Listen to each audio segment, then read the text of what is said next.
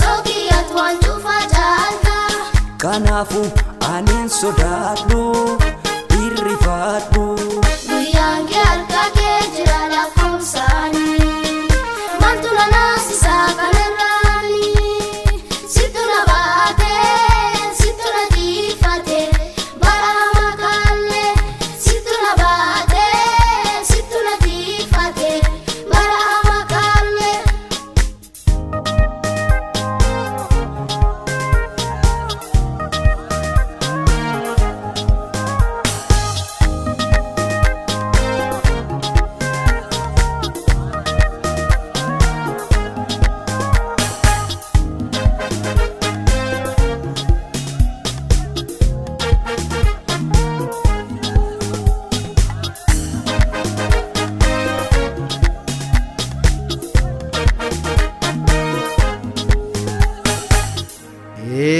Hayyuun guddina kun hin eenyu inni abboo waa guddaa kan nyaaphu fi dabsatu.